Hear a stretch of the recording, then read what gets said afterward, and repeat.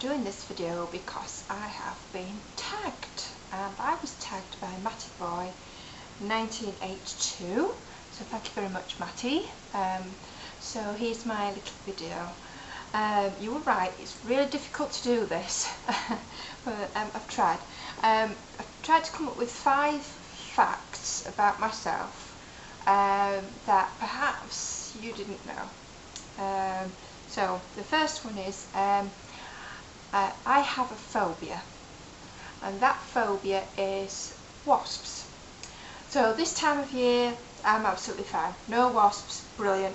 Come summertime you will see me running around like an absolute lunatic. Yes, I am the person in the park running around waving my arms about, shouting, looking absolutely stupid. I think my phobia stems from the fact that I've never been stung by a wasp, ever. Touch wood. The more years that go by that doesn't happen, the more scared I am of them. And I do actually just, if one comes near me and I'm in a confined space and I can't run about and get away from it, I do break out into a cold sweat and I start shaking, and I'm terrible, I really am. But you know, I have to live with it, so there you go.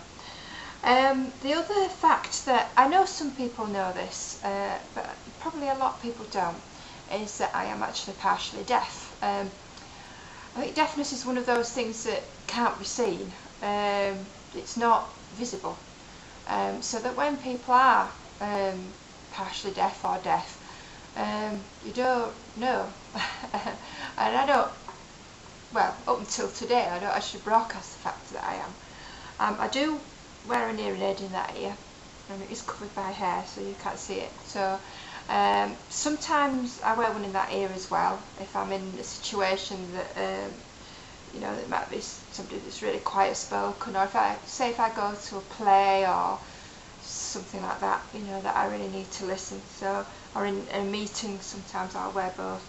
They're digital hearing aids that I've got, so they're the latest ones, so they automatically adjust to my level of deafness. I've had problems with my ears since I was very young, and as the years have gone on, I guess it's an age thing, they've got worse. But you know, it's one of those things I have to live with, and I'm not registered disabled or anything like that, you know, I live with it, and that's it.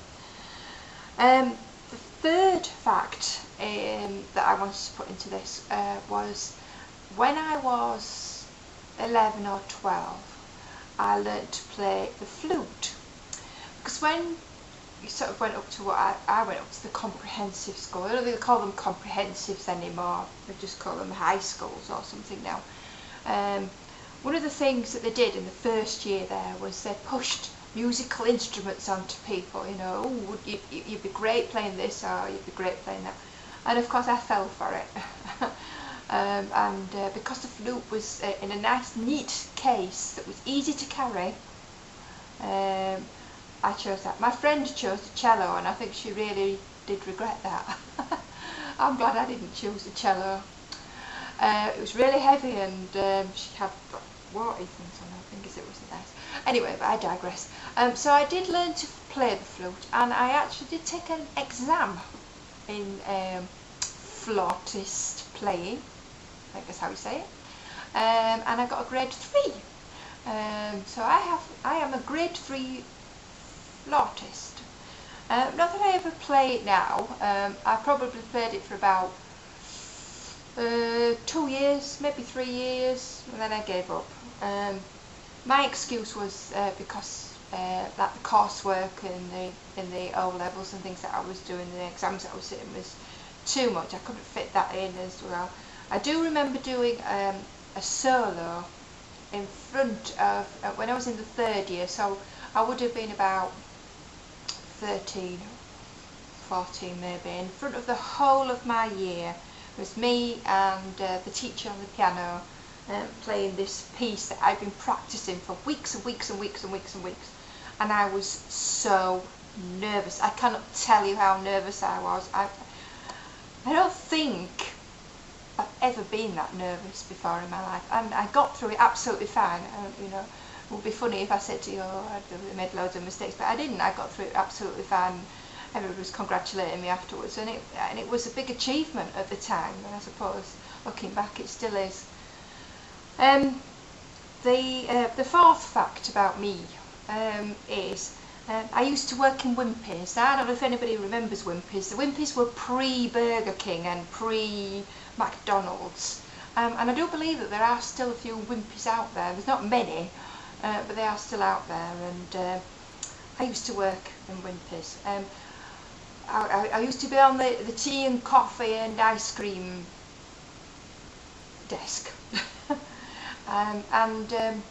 Yes, I used to make a splendid Knickerbocker Glory, and Brown Derby, which was like the donut with the ice cream and chocolate sauce on top, and the banana split. I was very good at those. They did make one mistake one week in that one of the waitresses was off, because at that time what we used to do, we used to have a little pad. We used to go to each table and we'd write down, you know, like they do in posh restaurants. You know, it wasn't come to the till and give your order. You know, we went to the table and we took the, and they made the mistake of making me waitress one particular Saturday. I was a Saturday girl.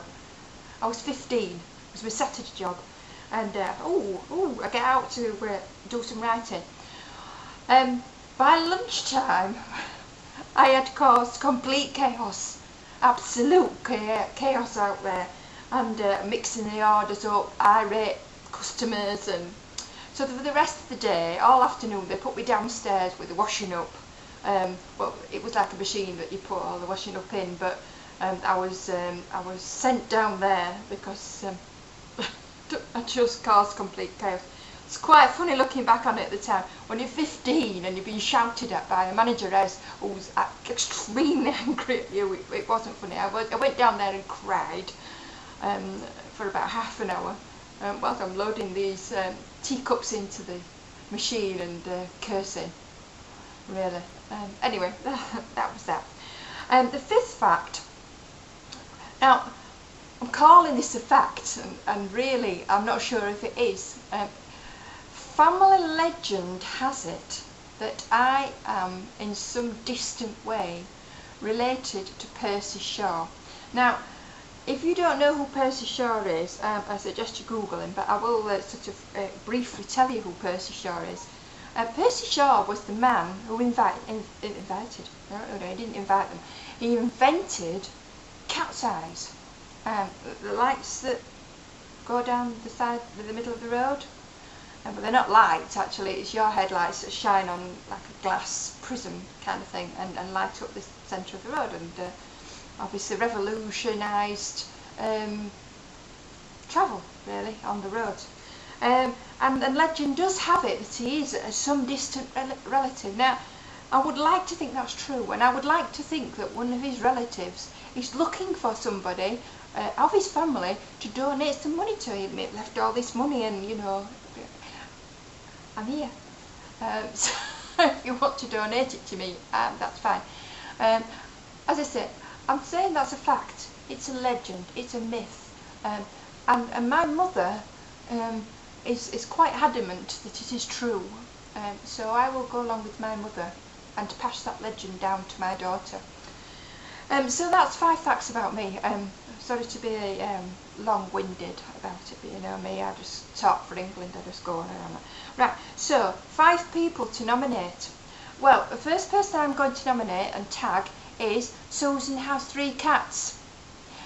Susan was the first person to ever subscribe to my videos. She's a really good friend of mine, and I'd really like to see 5 facts, please. So there you go. Second person is stormyjayne. I've seen some of your videos, Jane, and I would like to see 5 facts, please. Thank you. I'm not sure if voxvids will do a 5 facts video, but I would like to see one, please. Thank you. Fourth person, IrvinClarke. Can we have a video, please? 5 facts. You have been tagged. And the 5th one, again, I'm not sure if he'll do it because I have read his profile and he said he's out of town. I'm working very hard, but maybe you could just do a little tip video, and that would be LordTempist. who was my 50th subscriber, so that's fun. So thank you again, Matty, for tagging me, and that's my little tag video. And I'll see you again too. Bye. Penny Lane is in my